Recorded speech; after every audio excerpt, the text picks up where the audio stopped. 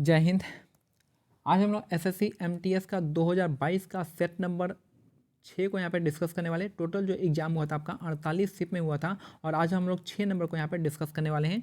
तो इससे पहले बता दें आगे बढ़ने से, तो हमारे टेलीग्राम चैनल का लिंक जो है डिस्क्रिप्शन में दिया गया है। वहाँ पे आपका एसएससी का प्रीवियस ईयर पेपर और जो भी इंपॉर्टेंट बुक्स है आपको इंग्लिश, रीजनिंग, जीके, जो भी आपका इंपॉर्टेंट बुक्स है वहाँ पे अपलोड किया गया, आप वहाँ से डाउनलोड कर सकते हैं। चलिए स्टार्ट करते हैं पहले क्वेश्चन को। पहला क्वेश्चन है, निम्नलिखित में से कौन सा प्राणी जगत के मोलस्का संघ का एक उदाहरण है? तो मोलस्का संघ का उदाहरण कौन सा है? तो ऑक्टोपस इसका करेक्ट आंसर हो जाएगा।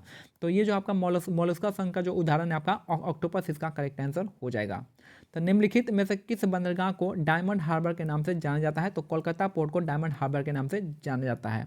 तो निम्नलिखित में से किस बंदरगाह को डायमंड हार्बर के नाम से जाना जाता है? तो कोलकाता पोर्ट को आपका डायमंड हार्बर के नाम से जाना जाता है। और सेवानावा जो है ये आपका मुंबई पोर्ट को जाना जाता है। नेक्स्ट है, निम्नलिखित में से किसने ग्रीष्मकालीन ओलंपिक 2021 में खेला गया था, कांस्य पदक जीता था? तो पीवी सिंधु ने आपका जीता था। तो निम्नलिखित में से किसने ग्रीष्मकालीन ओलंपिक 2020 में कांस्य पदक जीता है? तो पीवी सिंधु ने कांस्य पदक जीता है। आपका नीरज चोपड़ा ने गोल्ड मेडल और आपका मीराबाई चानू और रवि दहिया ने, इन दोनों ने सिल्वर मेडल को जीता था। नेक्स्ट है, नीचे दिए गए विकल्पों में से सर्वाधिक अभिक्रियाशील धातु का चयन करना है। तो सोडियम इसका करेक्ट आंसर हो जाएगा। तो सबसे ज़्यादा कौन सा है? सोडियम। सबसे ज़्यादा पोटेशियम, फिर इसका सोडियम होता है, तो ये इसका करेक्ट आंसर हो जाएगा। आपको रिएक्टिविटी सीरीज को याद करना हो जाएगा। तो यहाँ पे नीचे के विकल्प में सबसे सर्वाधिक अभिक्रियाशील धातु है आपका सोडियम, इसका करेक्ट आंसर हो जाएगा। नेक्स्ट है,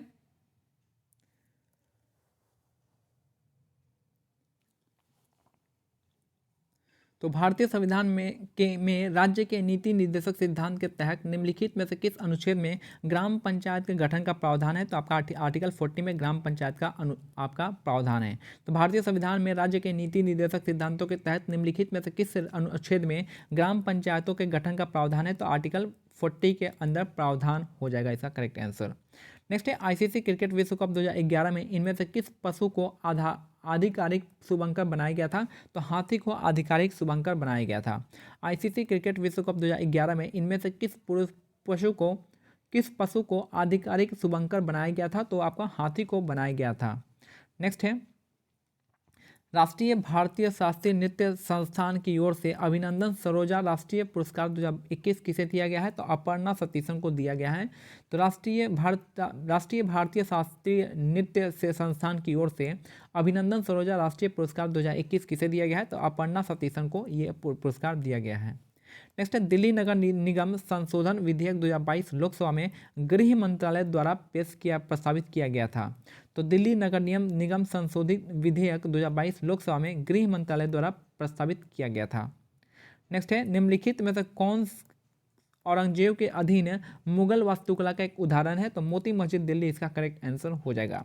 तो निम्नलिखित में से कौन औरंगजेब के अधीन मुगल वास्तुकला का एक उदाहरण है? तो मोती मस्जिद इसका करेक्ट आंसर हो जाएगा। बाकी ताजमहल और आपका जो है आपका जामा मस्जिद ये आपका शाहजहां के टाइम का था। नेक्स्ट है, आर्थिक प्रबुद्ध मंडल थिंक टैंक भारतीय अर्थव्यवस्था निगरानी केंद्र यानी CMIE के आंकड़ों के अनुसार निम्नलिखित में से किस राज्य में जनवरी 2022 तक सबसे अधिक बेरोजगारी दर देखी गई है? तो हरियाणा में सबसे ज़्यादा बेरोजगारी दर देखा गया है। तो आर्थिक प्रबुद्ध मंडल यानी थिंक टैंक भारतीय अर्थव्यवस्था निगरानी केंद्र CMIE के आंकड़ों के अनुसार निम्नलिखित में से किस राज्य में जनवरी 2022 तक सबसे अधिक बेरोजगारी देखी गई है? तो हरियाणा इसका करेक्ट आंसर हो जाएगा। नेक्स्ट है, भारतीय निशानेबाजी और स्वर्ण पदक विजेता अभिनव बिंद्रा की आत्मकथा पुस्तक को क्या कहते हैं? तो ए शॉट एट हिस्ट्री इसका करेक्ट आंसर हो जाएगा। यानी अभिनव बिंद्रा की जो आत्मकथा है आपका ए शॉट एट हिस्ट्री इसका करेक्ट आंसर हो जाएगा। 1527 में खानवा के युद्ध में राणा सांगा को हराने के बाद निम्नलिखित में से किसने गाजी की उपाधि धारण की थी? तो आपका बाबर ने गाजी की उपाधि धारण की थी। 1527 में क्या हुआ था? खानवा का युद्ध हुआ था जिसमें आपका बाबर ने राणा सांगा को हराने के बाद गाजी की उपाधि धारण की थी। नेक्स्ट है, किस मौर्य शासक को यूनानियों द्वारा अमित्र घात कहा गया है? तो ये आपका बिंदुसार को कहा गया है। किस मौर्य शासक को यूनानियों द्वारा अमित्र घात कहा गया है? तो बिंदुसार इसका करेक्ट आंसर हो जाएगा। 2011 की जनगणना के अनुसार भारत का सबसे अधिक जनसंख्या वाला राज्य कौन सा है? तो उत्तर प्रदेश इसका करेक्ट आंसर हो जाएगा। 2011 की जनगणना के अनुसार भारत का सबसे अधिक जनसंख्या वाला राज्य है उत्तर प्रदेश है।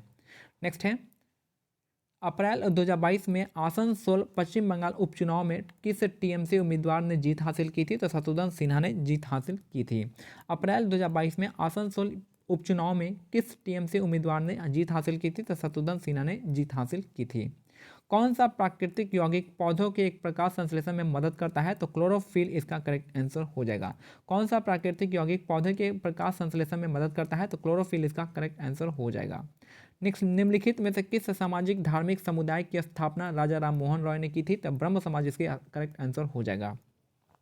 निम्नलिखित में से किस सामाजिक धार्मिक समुदाय की स्थापना राजा राम मोहन रॉय ने की थी? तो ब्रह्म समाज की स्थापना राजा राम मोहन रॉय ने की थी 1828 में।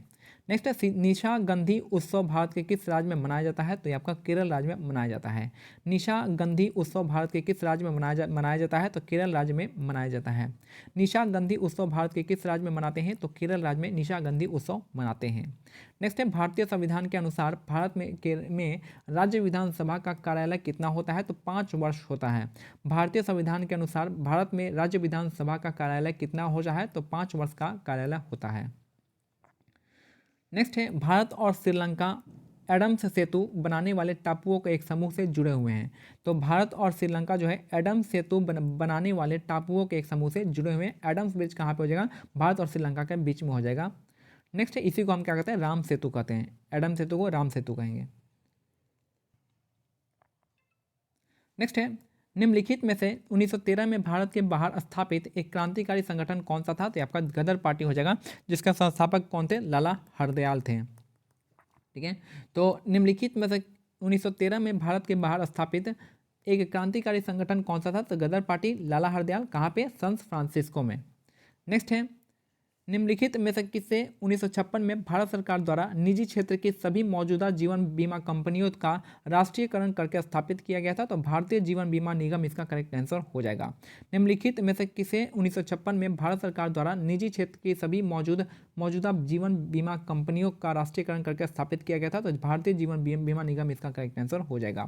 प्रसिद्ध गीत ऐ मेरे वतन के लोगों मूल रूप से आपका लता मंगेशकर द्वारा गाया गया था। प्रसिद्ध गीत ऐ मेरे वतन के लोगों मूल रूप से लता मंगेशकर के द्वारा गाया गया था। नेक्स्ट है, मोना एक ऐसे महासागर के बारे में लिखती है जो उत्तरी अमेरिका को यूरोप से अलग करता है। इस महासागर का नाम है अटलांटिक महासागर है। तो उत्तरी अमेरिका को यूरोप से कौन अलग करता है? तो अटलांटिक महासागर अलग करता है। फिर से देखिए, उत्तरी अमेरिका को आपका यूरोप से अलग करता है अटलांटिक महासागर।